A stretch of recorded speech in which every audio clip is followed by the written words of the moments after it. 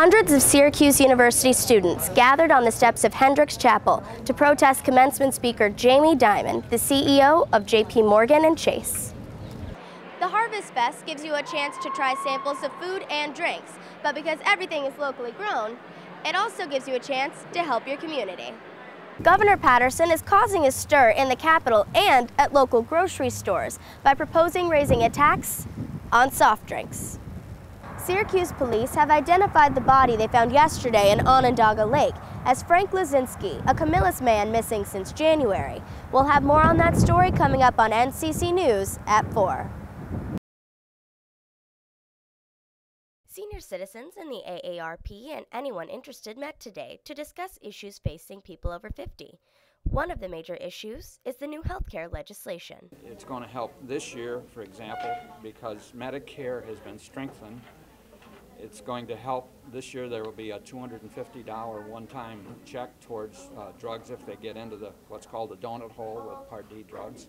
It's going to increase other kinds of screenings, preventive screenings, where right now people have major co-payments or deductibles. Those are going to be taken away and people will get free services. Going to expand that a lot. That's just starting now. AARP members believe their efforts are helping. We think we had a hand to play in getting the health care legislation passed in Congress this year. So I would say our advocacy work pays off. Maybe not right away, but in the long run. While the Onondaga chapter is happy with national health care reform, they are disappointed in the state. We're also doing advocacy on a state level, like with the state budget, for example, that wants to cut right now. The governor's proposal is to cut part of EPIC and also cut parts of long-term care services. EPIC helps people with drug costs in addition to the Medicare drug. So people could get, if they qualify for EPIC, they could get 2 different discounts on drugs. Governor Paterson is proposing a $92 million cut to the EPIC program, which pairs with Medicare to cover drug costs. Without EPIC, some may not be able to afford their medication. Associate State Director of the AARP, Bill Armbruster, knows this chapter will not stand by and let the potential change go unnoticed. This chapter is actually quite a model, for the state and for the nation in terms of what they do, how committed they are to the community.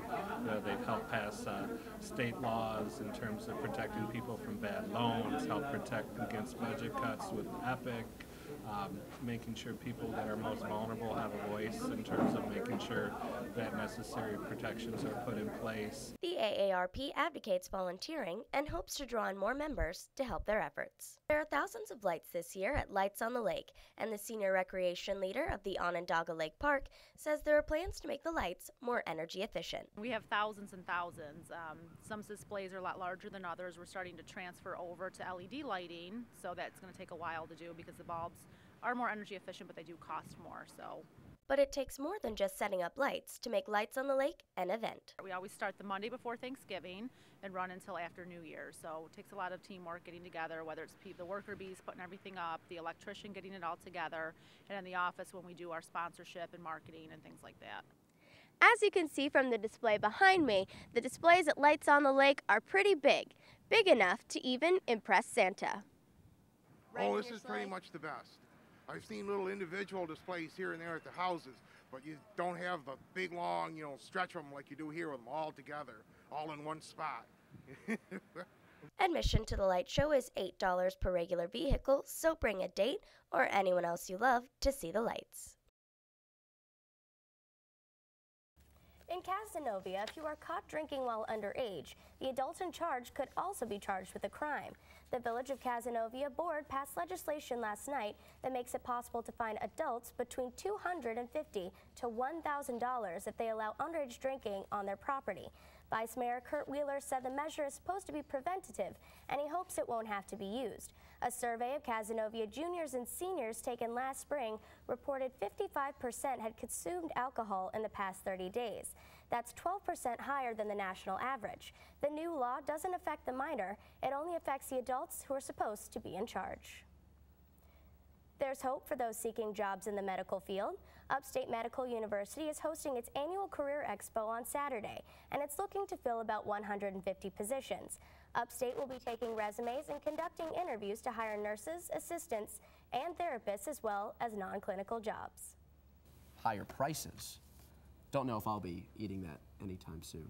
No, it's actually pretty good. I don't think I've ever had giant squid before, but just regular squid is pretty tasty. Something new for you to try.